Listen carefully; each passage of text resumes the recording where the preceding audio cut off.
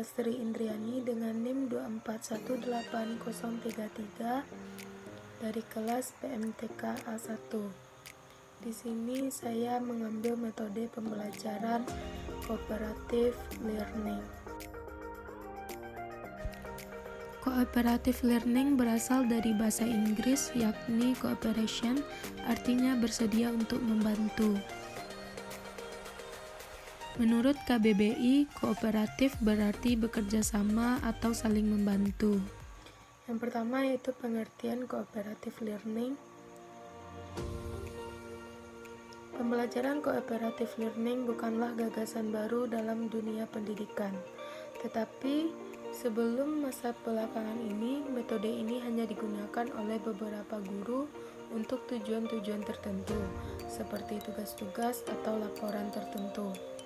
Beberapa menurut para ahli, yang pertama yaitu menurut Salvin, mengemukakan bahwa cooperative learning adalah suatu model pembelajaran yang mana sistem belajar dan bekerja dalam kelompok-kelompok kecil yang berjumlah 4-6 orang secara kolaboratif sehingga dapat merangsang siswa lebih semangat dalam belajar. Yang kedua yaitu menurut Annette Lee, cooperative learning adalah pembelajaran gotong royong yang mana sistem pembelajarannya memberi kesempatan peserta didik untuk bekerja sama dengan peserta lain dalam tugas-tugas yang terstruktur. Selanjutnya, unsur-unsur pembelajaran kooperatif. Yang pertama, saling ketergantungan positif. Saling ketergantungan positif menuntut adanya interaksi promotif yang memungkinkan sesama siswa saling memberikan motivasi untuk meraih hasil belajar yang optimal. Yang kedua, tanggung jawab perseorangan. Pembelajaran kooperatif juga ditunjukkan untuk mengetahui penguasaan siswa terhadap materi pelajaran secara individual. Hasil penilaian individual tersebut selanjutnya disampaikan guru kepada kelompok agar semua kelompok dapat mengetahui siapa anggota kelompok yang memerlukan bantuan dan siapa anggota kelompok yang memberikan bantuan. Yang ketiga, interaksi tatap muka. Interaksi tatap muka menuntut para siswa dalam kelompok dapat saling bertatap muka sehingga mereka dapat melakukan dialog tidak hanya dengan guru tetapi juga sesama siswa. Yang keempat, komunikasi antar anggota kelompok. Dalam pembelajaran kooperatif, keterampilan sosial seperti tenggang rasa, sikap sopan terhadap teman, mengkritik ide, dan bukan mengkritik teman, berani mempertahankan pikiran logis, tidak mendominasi orang lain, mandiri, dan berbagai sifat lainnya. Unsur ini menghendaki agar para siswa dibekali dengan berbagai keterampilan berkomunikasi. Sebelum menugaskan siswa dalam kelompok, guru perlu mengajarkan cara-cara berkomunikasi terlebih dahulu dengan baik. Kelima, evaluasi proses kelompok. Pengajar perlu menjadwalkan waktu khusus bagi kelompok untuk mengevaluasi proses kerja kelompok dan hasil kerja sama mereka agar selanjutnya bisa bekerja sama dengan lebih efektif.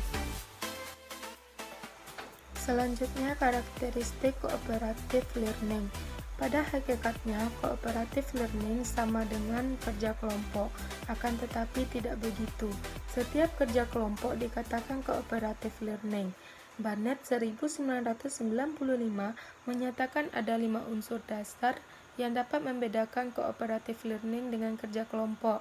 Antara lain, yang pertama, positive independence, saling ketergantungan positif, yaitu hubungan timbal balik yang didasari adanya kepentingan yang sama. Yang kedua, personal responsibility, tanggung jawab perseorangan, yaitu mengenal materi pelajaran dalam anggota kelompok, sehingga siswa termotivasi untuk membantu temannya membutuhkan keluasan. Yang ketiga, face-to-face promotive interaction, interaksi promotif, yaitu interaksi yang langsung terjadi antara siswa tanpa adanya perantara. Yang keempat, interpersonal skill, komunikasi antar anggota, yaitu menciptakan hubungan antar pribadi mengembangkan kemampuan kelompok, dan memelihara hubungan kerja yang efektif. Yang kelima, group processing, pemrosesan kelompok, yaitu meningkatkan keterampilan kerjasama dalam memecahkan suatu masalah. Selanjutnya, tujuan cooperative learning.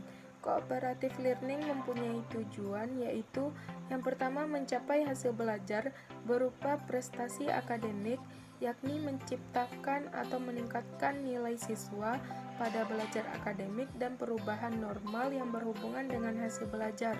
Yang kedua, dapat menerima secara luas dari orang yang berbeda berdasarkan ras, budaya, kelas sosial, kemampuan dan ketidakmampuannya. Yang ketiga, mengajarkan kepada siswa keterampilan bekerja sama dan kolaborasi bersama. Selanjutnya, peran guru dalam cooperative learning. Yang pertama, guru sebagai fasilitator. Peran guru sebagai fasilitator harus mempunyai beberapa sikap sebagai berikut. Yang pertama, mampu menciptakan suasana kelas yang nyaman dan menyenangkan. Yang kedua, membantu dan mendorong siswa untuk mengungkapkan dan menjelaskan keinginan dan pembicaraannya. Yang ketiga, membantu kegiatan dan menyiapkan sumber atau alat. Yang keempat, membina siswa agar setiap orang menjadi sumber dan bermanfaat bagi yang lainnya. Yang kelima, menjelaskan tujuan kegiatan pada keluarga dan mengatur jalannya dalam bertukar pendapat. Yang kedua, guru sebagai mediator. Guru berperan untuk menjabati atau mengaitkan materi pelajaran yang sedang dibahas melalui cooperative learning dengan permasalahan yang nyata ditemukan di lapangan. Yang ketiga, guru sebagai direktur serta motivator. Guru berperan dalam membimbing serta mengarahkan jalannya diskusi, membantu kelancaran diskusi, tetapi tidak memberikan jawaban. Yang keempat, guru sebagai evaluator. Guru berperan dalam menilai kegiatan belajar mengajar yang sedang berlangsung. Selanjutnya, jenis-jenis model pembelajaran kooperatif. Berikut ini adalah beberapa model pembelajaran kooperatif, yaitu yang pertama, STAD, Student Teams Achievement Division. Pada model pembelajaran kooperatif tipe STAD ini, siswa dikelompokkan ke dalam kelompok kecil yang disebut tim. Kemudian seluruh kelas diberikan presentasi materi pelajaran, siswa kemudian diberikan tes. Nilai-nilai individu digabungkan menjadi nilai tim. Pada model pembelajaran kooperatif tipe ini, walaupun siswa dites secara individual, siswa tetap dipacu untuk bekerja sama untuk meningkatkan kinerja dan prestasi timnya. Yang kedua, jigsaw. Tujuan diciptakan tipe model pembelajaran kooperatif jigsaw ini adalah untuk meningkatkan rasa tanggung jawab siswa terhadap belajarnya sendiri dan juga belajar anggota kelompoknya yang lain. Mereka diminta mempelajari materi yang akan menjadi tanggung jawabnya, karena selain untuk dirinya, ia juga harus mengajarkan materi itu kepada anggota kelompoknya yang lain. Pada mode pembelajaran kooperatif tipe jigsaw ini, ketergantungan antara siswa sangat tinggi. Yang ketiga, LT, Learning Together. Orang yang pertama kali mengembangkan jenis model pembelajaran kooperatif tipe Learning Together, yaitu belajar bersama, adalah David Johnson. Model pembelajaran kooperatif tipe Learning Together, siswa dibentuk oleh 4-5 orang yang heterogen untuk mengerjakan sebuah lembar tugas. Setiap kelompok hanya diberikan suatu lembar kerja. Mereka kemudian diberikan pujian dan penghargaan berdasarkan hasil kerja kelompok. Pada model pembelajaran kooperatif dengan variasi seperti Learning Together ini, setiap kelompok diarahkan untuk melakukan kegiatan-kegiatan untuk membangun kekompakan kelompok terlebih dahulu, dan diskusi tentang bagaimana sebaiknya mereka bekerja sama dalam kelompok. Selanjutnya, kelebihan dan kelemahan model cooperative learning ini. Yang pertama yaitu kelebihannya. Siswa tidak terlalu menggantungkan pada guru, akan tetapi dapat menambah kepercayaan kemampuan berpikir sendiri, dapat mengembangkan kemampuan mengungkapkan ide atau gagasan, dan dapat membantu anak untuk dapat merespon orang lain. Yang kedua yaitu kelemahannya. Dengan leluasanya pembelajaran, maka apabila keleluasaan itu tidak optimal, tujuan dari apa yang dipelajari tidak akan tercapai, dan penilaian kelompok dapat membutakan penilaian individu apabila guru tidak jeli. Selanjutnya, fase dan langkah-langkah model pembelajaran cooperative learning. Fase 1 menyampaikan tujuan dan motivasi siswa. Tingkah laku guru.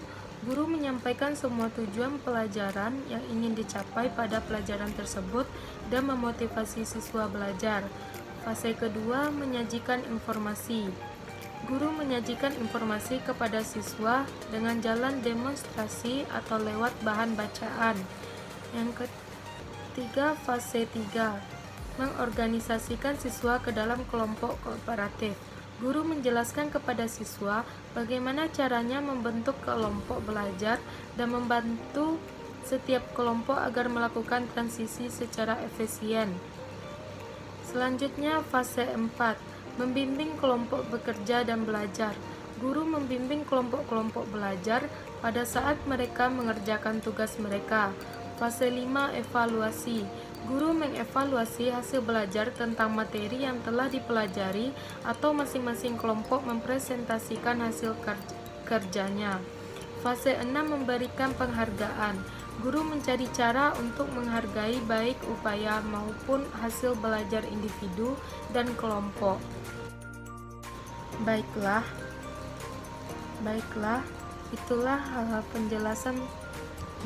itulah penjelasan tentang cooperative learning, dan dapat kita simpulkan bahwa model pembelajaran menjadi sangat penting dalam proses belajar mengajar demi tercapainya tujuan pembelajaran yang efektif dan efisien. Model pembelajaran adalah pembungkus proses pembelajaran. Untuk dapat melaksanakan tugasnya secara profesional, seorang guru dituntut dapat memahami dan memiliki keterampilan yang memadai dalam mengembangkan berbagai model pembelajaran yang efektif, kreatif, dan menyenangkan, sebagaimana diisyaratkan dalam kurikulum tingkat satuan pendidikan. Mencermati upaya reformasi pembelajaran yang sedang dikembangkan di Indonesia, para guru atau calon guru saat ini banyak ditawari dengan aneka pilihan model pembelajaran. Salah satunya adalah pembelajaran kooperatif yang sudah saya jelaskan tadi. Terima kasih. Selanjutnya adalah media pembelajaran. Yang pertama, pengertian media pembelajaran adalah media yang digunakan untuk membantu merangsang pikiran, perasaan, kemampuan, dan perhatian siswa dalam proses belajar mengajar di kelas. Media tersebut dapat berupa alat ataupun bahan mengajar. Pengertian media pembelajaran menurut para ahli. Yang pertama, menurut Malik 1994, pengertian media pembelajaran adalah segala sesuatu yang dapat digunakan untuk menyalurkan pesan atau bahan pembelajaran sehingga dapat merangsang perhatian, minat, pikiran, dan perasaan. Yang kedua, menurut Gerlach dan Eli, media belajar merupakan alat-alat grafis, fotografis, atau elektronis untuk menangkap, memproses, dan menyusun kembali informasi visual atau verbal. Yang ketiga, menurut Latuheru, definisi media pembelajaran adalah bahan, alat, atau teknik yang digunakan dalam kegiatan belajar mengajar dengan maksud agar proses interaksi, komunikasi, edukasi antara guru dan siswa dapat berlangsung secara tepat, guna, dan berdaya. Selanjutnya, fungsi media pembelajaran secara umum. Yang pertama, menarik perhatian siswa. Yang kedua, memperjelas penyampaian pesan, mengatasi keterbatasan ruang, waktu, dan biaya, menghindari kesalahan tafsir, mengakomodasi perbedaan tipe gaya belajar siswa untuk mencapai tujuan pembelajaran secara efektif. Manfaat media pembelajaran bagi guru: memudahkan guru dalam menjelaskan materi rumit. Metode pembelajaran yang digunakan bisa lebih bervariasi, dapat lebih mudah memfokuskan perhatian murid pada materi yang sedang dipelajari. Manfaat media pembelajaran bagi siswa: yang pertama, bisa lebih memahami materi yang disampaikan pengajar. Yang kedua, pembelajaran lebih menyenangkan dan mudah dimengerti. Yang ketiga, kualitas belajar siswa meningkat. Macam-macam jenis media pembelajaran, yaitu ada 6. Yang pertama, media cetak, contohnya buku, modul, majalah, gambar, LKS, majalah dinding, dan lain-lain. Yang kedua, media audio, contohnya siaran radio, CD atau DVD, lagu, musik, file, telepon, MP3, dan lain-lain. Yang ketiga, media audiovisual seperti contohnya film, televisi, video. Selanjutnya, multimedia interaktif, contohnya games, aplikasi-aplikasi berbasis Android. Yang kelima, e-learning seperti Ruang Guru, Zenius, Google Classroom, dan lain-lain. Yang keenam, media real seperti tumbuhan, bebatuan, pepohonan, mata uang, dan lain-lain. Jadi menurut saya media pembelajaran yang cocok untuk kooperatif e-learning yaitu salah satunya media visual, bisa menonton video yang kita kirim terlebih dahulu, nanti disuruh didiskusikan sesama kelompoknya setelah kelompoknya dibagi. Dan bisa juga nanti melalui Google Classroom untuk terjalannya diskusi secara berkelompok. Bisa juga kita melewati seperti media cetak yang kita kirim seperti makalah atau enggak PPT yang bisa didiskusikan oleh siswa secara berkelompok terlebih dahulu. Setelah itu, setelah didiskusikan secara berkelompok, nanti saya pantau saya buat grup dalam satu kelompok. Itu ada saya sebagai pemantaunya karena saya sebagai guru di dalamnya untuk melihat sampai mana perkembangan diskusi kelompoknya. Itu yang saya lakukan kalau secara daring. Apabila secara offline, mungkin saya langsung membagi kelompoknya di dalam kelas tersebut, lalu saya memberi bahannya untuk didiskusikan oleh siswa tersebut. Terima kasih. Baiklah, itulah penjelasan saya tentang mode pembelajaran kooperatif dan media pembelajaran kooperatif e-learning menurut saya.